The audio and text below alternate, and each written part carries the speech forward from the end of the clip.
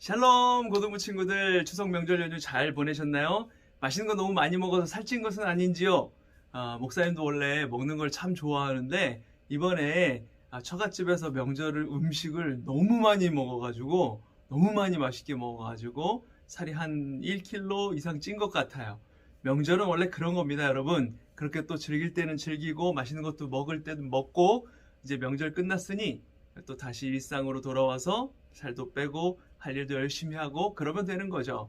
자, 이번 주 명절인데도 성경 퀴즈 30명이나 되는 친구들이 참여해 주었습니다. 감사해요. 목사님이 맨날 혼자 영상 찍고 올리고 하느라 맨날 혼자 이런 것들을 하고 있다라는 느낌이 들었는데 이렇게 함께 해주는 친구들이 여럿 있다는 것을 알게 되어서 너무 감사한 마음입니다. 이번 주에도 영상 열심히 보면서 말씀 잘 듣고 퀴즈에 참여해 주시길 바래요. 자, 그럼 먼저 오늘도 우리가 대면 예배 때 찬양했던 영상 다시 한번 보면서 신나게 찬양하시고 나서 저는 말씀으로 돌아오도록 하겠습니다. 함께 찬양해요.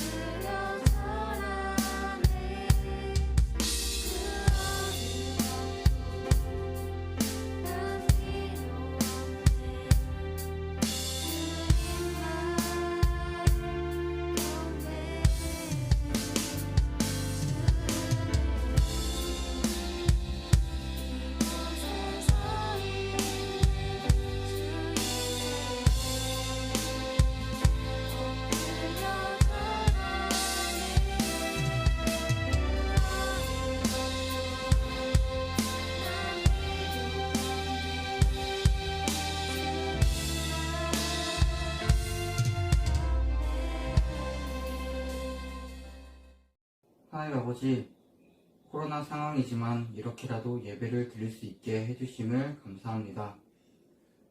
아직 코로나로 많은 것이 힘든 상황 가운데 있습니다. 또한 지속적으로 비대면 예배를 드릴수록 우리는 하나님으로부터 멀어짐을 느낍니다. 우리가 이럴 때일수록 하나님으로부터 멀어지지 않게 영적으로 무장하여 하나님께 의지하길 원합니다. 특별히 고3 친구들을 위해 기도합니다. 현재 각자가 미래를 준비하는 상황이 있습니다. 대학과 취업 등 무엇을 선택하든지 각자가 후회가 남지 않을 수 있도록 도와주시고, 무엇을 선택하든지 그 길에서 하나님께서 예비하신 것을 볼 수 있기를 원합니다. 오늘 말씀을 전하실 박승호 목사님을 위해 기도합니다.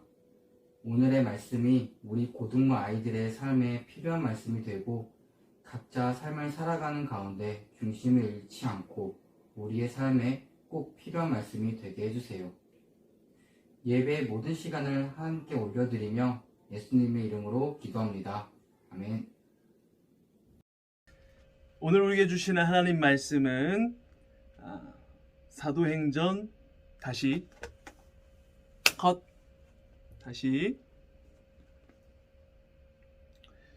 오늘 우리에게 주시는 하나님 말씀은 사도행전 4장 8절에서 12절 말씀입니다. 이에 베드로가 성령이 충만하여 이르되, 백성의 관리들과 장로들아, 만일 병자에게 행한 착한 일에 대하여 이 사람이 어떻게 구원을 받았느냐고 오늘 우리에게 질문한다면 너희와 모든 이스라엘 백성들은 알라.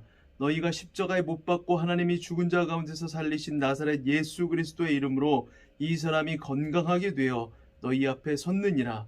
이 예수는 너희 건축자들의 버린 돌로서 집 모퉁이의 머릿돌이 되었느니라. 다른 이로서는 구원을 받을 수 없나니 천하 사람 중에 구원을 받을 만한 다른 이름을 우리에게 주신 일이 없음이라 하였더라. 아멘. 자, 오늘 말씀은 지난주에 이어서 가스펠 프로젝트 4권 복음으로 세워진 교회 2과에 나오는 내용인데, 추석 명절 지나면서 수요 예배를 한 주 쉬게 되어서 우리만 따로 이렇게 진도를 먼저 나가서 3과로 바로 나갈 수 없기 때문에 2과의 내용을 한 번 더, 그 뒷부분의 내용을 한 번 더 살펴보도록 하겠습니다. 오늘 말씀은 지난주와 같은 2과이지만 내용은 지난주 사도행전 3장에 이어지는 4장의 내용이에요. 사도행전 4장은 그 3장에서 일어났던 치유 사건, 그리고 베드로의 설교와 연결되지만 그 설교를 듣는 대상이 달라지는 것을 볼 수가 있습니다. 3장이 일반 백성들을 대상으로 설교한 것이었다면 4장은 이제 제자들을 반대하는 세력인 종교 지도자들을 대상으로 설교하는 내용이에요. 베드로와 요한은 3장에서 어땠습니까? 기도하기 위하여 습관적으로 성전에 올라가던 중에 성전 미문 앞에서 구걸하던, 날 때부터 못 걷게 된 자를 고친 사건을 통해서 모여든 사람들에게 설교할 기회를 얻게 되었죠. 이것이 제사장들과 성전 맡은 자, 사두개인들을 분노하게 만들었고 이들에 의한 핍박으로 연결이 됩니다. 1절에 이렇게 나와 있어요. 사도들이 백성에게 말할 때에 제사장들과 성전 맡은 자와 사두개인들이 이르러. 자, 우리가 사도행전 4장 8절부터 읽었지만 본문 내용은 1절부터 모두 봐야 합니다. 유대인 지도자들은 사도들, 즉 베드로와 요한의 가르침이 못마땅하였어요. 그들이 날 때부터 못 걷게 된 그 지체 장애인을 걷게 만든 기적과 예수 그리스도의 죽음과 부활을 전하는 모습을 더는 두고 볼 수가 없었습니다. 여기 1절에서 이르러라고 번역된 이 헬라어 동사는 적대적인 의도를 담고 있는 단어입니다. 이 단어는 베드로와 요한이 군중에게 설교하고 있던 것을 중단시키는 행동을 묘사한 것이에요. 베드로와 요한을 체포하는 과정에는 세 부류의 사람들이 관련되어서 나타납니다. 1절 말씀에 나오는 대로 먼저는 제사장들이죠. 제사장들은 성전, 특히 제사에 관한 일과 유대인의 명절 예식, 그리고 성전세 등의 책임을 맡고 있었던 사람들입니다. 또한 제사장들은 성전에서 백성들을 가르칠 수 있었던 합법적인 권한을 가졌던 유일한 사람들이었습니다. 자, 두 번째 나오는 부류는 성전 맡은 자들이에요. 성전 맡은 자는 성전의 치안과 질서 유지와 관련된 그 제반 사항을 책임지고 있었으며 성전 내에서는 대제사장 다음가는 2인자에 해당하는 굉장한 핵심 요직이었습니다. 겟세마네 동산에서 예수님을 체포한 것도 바로 이 성전 맡은 자들이었어요. 자, 마지막으로 사두개인들이 나오죠. 사두개인들은 예루살렘의 관료 계층을 구성하는 제사장 문중에 속한 사람들로 이들 중 대부분이 사내들인 공회원이었습니다. 베드로와 요한이 이들의 심기를 불편하게 하는 행동은 세 가지로 볼 수가 있는데요. 먼저 베드로와 요한은 성전에서 백성들을 가르칠 자격이 제사장들에게만 있었음에도 불구하고 백성들을 가르쳤어요. 제사장들의 밥그릇을 이 베드로와 요한이 빼앗은 게 되어버린 것이죠. 또한 예수 안에서 죽은 자들의 부활을 선포하였습니다. 단순히 하나님께서 예수님을 살리셨다는 선언이 아니라 예수님을 통한 부활, 그것을 선포했기 때문에 문제가 된 것이었습니다.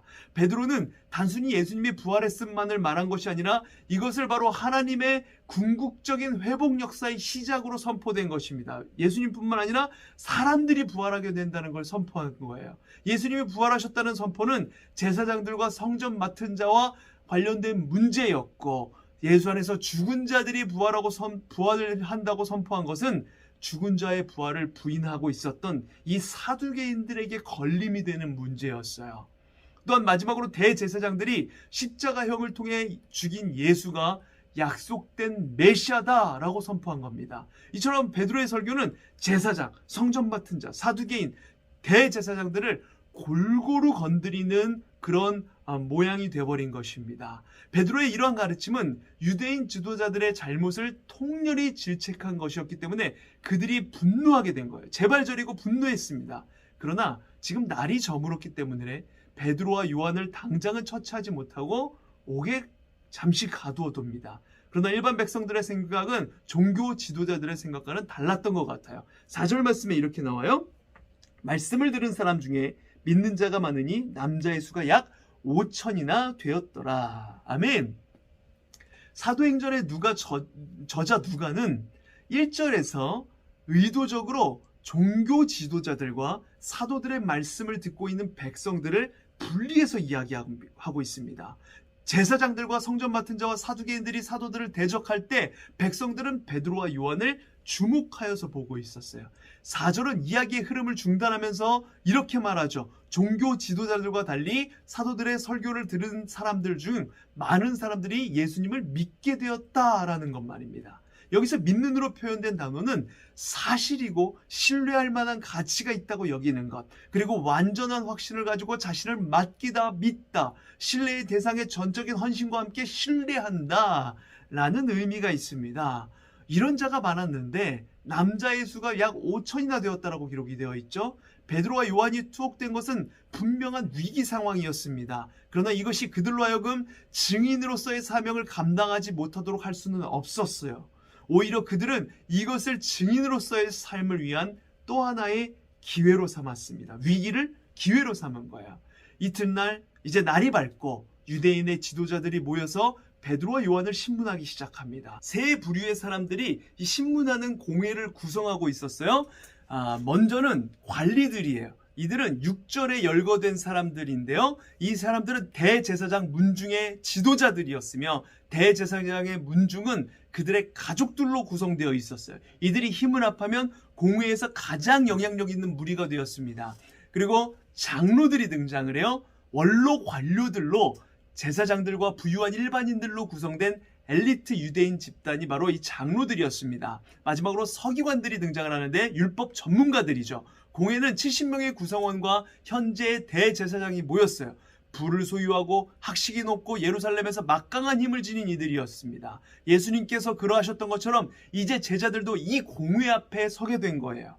6절은 대제사장의 문중과 관련하여 4명의 이름을 언급하고 있어요. 안나스는 로마 총독에 의해 임명된 첫 번째 대제사장입니다.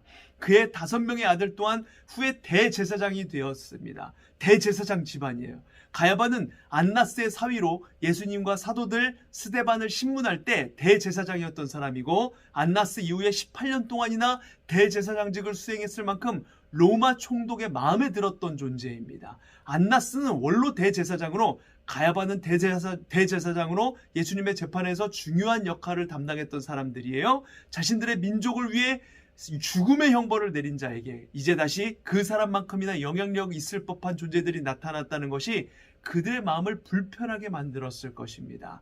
그러나 고난받으시고 죽기까지 순종하신 예수님의 발걸음을 눈으로 보았고 성령의 충만함을 받은 사도들은 예수님께서 가신 그 길을 나도 따라가리라 라는 심정으로 공회 앞에 섰을 거예요. 이들에게 유대인의 지도자들이 이렇게 묻습니다. 7절 말씀에 너희가 무슨 권세야 누구의 이름으로 이 일을 행하였느냐? 이 질문 여러분 어디서 많이 들어본 질문 아닌가요? 예수님께서 성전에서 가르치시고 복음을 전할 때 들으셨던 말씀과 매우 유사합니다. 누가복음 20장 2절에 이렇게 나와 있어요. 말하여 이르되 당신이 무슨 권위로 이런 일을 하는지 이 권위를 준 이가 누구인지 우리에게 말하라. 예수님을 대적하고 신문하였던 그들이 이제 동일하게 베드로와 요한을 신문하고 있는 것입니다. 질문도 같은 질문으로요. 베드로와 요한은 예수님의 재판에 대한 기억이 떠올랐을 겁니다. 그들은 주님께 부당한 판결을 내렸고 결국 주님을 죽음에 이르게 하였습니다. 그들에게는 어떤 정의로움도 기대할 수 없었어요. 그저 똑같은 운명을 당해야 하는지 자신들 역시 로마 정부에 넘겨져 십자가에 못 박혀 죽게 되는 것은 아닐지 생각하였을 것입니다. 그러나 이제는 과거에 무능력하고 겁에 질려 있었던 제자들이 아닙니다. 예수님께서 떠나가시고 성령의 충만함을 받은 베드로는 감히 주님의 이름으로 담대히 대답할 수 있었어요. 8절에서 10절 말씀에 이렇게 나옵니다. 이에 베드로가 성령이 충만하여 이르되 백성의 관리들과 장로들아 만일 병자에게 행한 착한 일에 대하여 이 사람이 어떻게 구원을 받았느냐고 오늘 우리에게 질문한다면 너희와 모든 이스라엘 백성들은 알라. 너희가 십자가에 못 박고 하나님이 죽은 자 가운데서 살리신 나사렛 예수 그리스도의 이름으로 이 사람이 건강하게 되어 너희 앞에 섰느니라. 아멘. 지금 신문이 진행되고 있는 이유 중 하나는 날 때부터 걷지 못하게 된 이 장애인에게 도움을 준 착한 일 때문이었습니다. 타인에게 유익을 끼치는 행위는 감사의 대상이지 신문의 대상이 될 수가 없는데 부당하게 지금 신문을 당하고 있는 거예요. 타인에게 도움을 준 행동을 했는데도 말이죠. 베드로는 공회의 이 엄중한 질문 앞에 성령의 충만함으로 엄숙하게 선언을 합니다. 베드로는 공회가 신문할 때 표현했던 누구의 이름으로에 정확하게 맞추어 나사렛 예수 그리스도의 이름이라고 대답을 하죠. 베드로와 요한이 미문 앞에서 그 앉은뱅이 장애인을 일으킬 때 사용했던 표현인 나사렛 예수 그리스도의 이름으로 일어나 걸어라 와도 똑같은 표현입니다. 너희가 십자가에 못 박고 하나님이 죽은 자 가운데서 살리신 나사렛 예수 그리스도의 이름으로. 아멘. 이와 함께 예수님의 십자가 처형과 부활을 동시에 언급합니다. 그들이 예수님을 십자가에 처형했으나 하나님께서는 예수님을 죽은 자 가운데서 살리셨다라고 선언하며 당시 가장 부유하고 지성적이었으며 막강한 힘을 가진 이들을 비판하고 있는 것이죠. 예수 그리스도의 이름, 그 이름의 놀라운 능력이 보이지 않는 손으로 사도들을 사로잡은 것입니다. 베드로는 이어서 예수님의 충격적인 말씀을 떠올리며 이렇게 말합니다. 11절 말씀에 이 예수는 너희 건축자들의 버린 돌로서 집 모퉁이의 머릿돌이 되었느니라. 아멘. 예수님께서 대제사장들과 서기관들이 있는 앞에서 백성들에게 선포하면서 말씀하셨던 악한 포도원 소작인 소유의 결론으로 그 소작인 비유의 결론으로 하신 말씀을 베드로가 인용을 한 것입니다. 누가복음 20장 17절에서 18절 말씀에 이렇게 나와요. 그들을 보시며 이르시되 그러면 기록된 바 건축자들의 버린 돌이 모퉁이의 머릿돌이 되었느니라 함이 어찌미냐. 무릇 이 돌 위에 떨어지는 자는 깨어지겠고 이 돌이 사람 위에 떨어지면 그를 가루로 만들어 흩으리라 하시니라. 아멘. 이 비유를 통해서 예수님은 당신이 고난받으실 뿐만 아니라 고난받고 죽은 후에 부활하여서 이스라엘이라는 거대한 집의 모퉁이 돌이 될 것을 예언하셨습니다. 베드로는 예수님의 이 말씀이 실제로 예수님이 부활하심으로 실현되었다는 것을 선언한 거예요. 예수님의 고난과 부활이 모두 이루어졌으니 이제 남은 것은 예수님을 배척하는 자들이 깨지고 가루가 되어 멸망을 맞는 것이죠. 베드로는 이런 위기에 처해 있는 이들이 살아남을 수 있는 유일한 한 가지 길을 제시합니다. 사도행전 4장 12절, 오늘의 결론의 말씀입니다. 다른 이로서는 구원을 받을 수 없나니 천하 사람 중에 구원을 받을 만한 다른 이름을 우리에게 주신 일이 없음이라 하였더라. 아멘. 여러분, 지금 같은 시대에 모든 것을 수용하고 허용하고 다양한 취향을 존중하는 그런 다원화된 시대를 사는 우리에게 아주 중요한 의미를 던져주는 말씀입니다. 세상은 기독교를 향하여서 편협하고 배타적이고 교만하다라고 손가락질을 하죠. 그래서 적당한 타협과 양보를 보이며 예수님을 믿지 않고도 기독교의 다른 종교를 믿어도 구원을 얻을 수 있다라고 하는 것을 주장을 합니다. 우리도 교회가 좀 마음 문을 열고 세상 사람들을 포용하고 그들의 말이 맞다라고 우쭈쭈 해주면서 받아주면 사람들도 많아지고 기독교가 지금처럼 욕먹지 않고 잘 나가지 않을까? 그런 생각이 들 수가 있어요. 세상의 사람들의 생각처럼 말이죠. 그러나 여러분, 진리는 배타적일 수밖에 없습니다. 다른 부분에서는 다 받아주고 사랑하고 섬기고 하더라도 진리에 있어서는 유일한 길이기에 유일한 길을 제시할 수밖에 없는 것이죠. 진리가 두 가지 이상이라면 그것은 더 이상 진리라고 할 수가 없는 거예요. 그러기에 그 부분이 지금 세상과 맞지 않는 것처럼 보이고 세상과 부딪히게 되고 손가락질을 받게 되는 것입니다. 그들이 이해할 수 없는 것이기 때문에 그래요. 구원에 이르는 믿음이 없는 사람이 구원의 진리를 이해할 수가 없는 것입니다. 그러니까 교회를 욕하는 사람들, 그 사람들 때문에 우리 마음이 상처받고 그러지 말치고 저 불쌍한 사람들 아직 진리에 대해서 모르는구나, 이렇게 중보기도 해주면 되는 겁니다. 구원의 진리는 교회가 정한 것이 아닌 예수님께서 친히 말씀하신 가르침입니다. 예수님의 분명한 가르침, 구원은 오직 한 길, 예수님뿐이시죠. 우리에게 다른 선택의 여지가 없습니다. 사랑하는 고등부 친구 여러분, 증인으로서의 삶을 살아가는 그리스도인은 늘 반대에 부딪힐 가능성이 있습니다. 구원 얻는 다른 방법이 없다는 선언은 결국 더 많은 반대와 핍박을 불러옵니다. 오늘 베드로와 요한이 핍박을 당한 것처럼 말이죠. 예수님에 관해 더 이상 말하지도 가르치지도 말라는 명령을 거부하자 사도들은 더 많이 체포당하고 앞으로 사도행전이 계속 진행됨에 따라 계속해서 고난당하고 매질을 당합니다. 그럼에도 불구하고 예수님을 따르는 증인된 우리는 눈물 흘리더라도 끝까지 그 길을 향해 나아갑니다. 제자들이 그랬던 것처럼 말이죠. 그리고 그런 우리를 향하여 하나님의 보이는 손과 보이지 않는 손이 지금 이 순간에도 우리와 함께하고 있음을 깨닫게 되는 것입니다. 사랑하는 고등부 친구 여러분, 이 시대를 살아가는 우리에게 위로가 되고 힘이 되는 단 하나의 이름, 바로 예수 그리스도, 그 이름의 힘과 능력이 여러분 모두에게 진정으로 힘이 되시길 소망합니다. 그래서 지금은 내 삶이 미약하고 작게 느껴져도 주를 위해 내가 할 수 있는 부분이 보이지 않더라도 하나님의 이 보이지 않는 손이 지금 우리와 함께하고 계시다는 것을 늘 믿고 마음에 새기며 그 주님이 주시는 담대함으로 끝까지 예수 그리스도 이름을 붙들고 전하며 승리하며 나아가는 우리 고등부 친구들 모두가 되시길 간절히 소망합니다. 들은 말씀 생각하면서 함께 기도하겠습니다. 하나님 아버지, 우리가 이 세상을 살아갈 때 끝까지 붙잡을 수 있는 유일한 위로는 오직 예수 그리스도 그 이름에 있음을 고백합니다.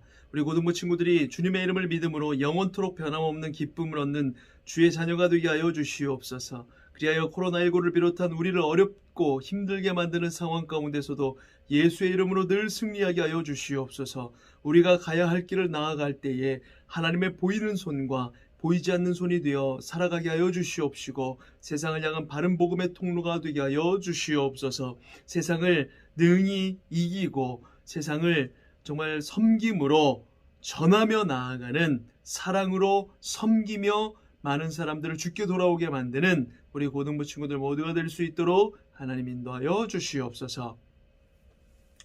지금은 길이요 진리요 생명 되신 예수 그리스도의 은혜와 성부 하나님의 다함없는 사랑하심과 성령님의 함께하심 충만케 하심의 은혜가 천하 사람 중에 구원을 받을 만한 이름 오직 예수 그리스도의 이름을 의지하여 그 힘과 능력으로 세상에 담대히 그 이름을 전하며 나아가기 원하는 모든 고등부 친구들의 머리 위에, 사랑하는 우리 교사 선생님들 머리 위에, 모든 가정과 교회 위에, 이 나라 이민족 온 세계 열방 위에 지금부터 영원까지 함께 하실지어다. 아멘.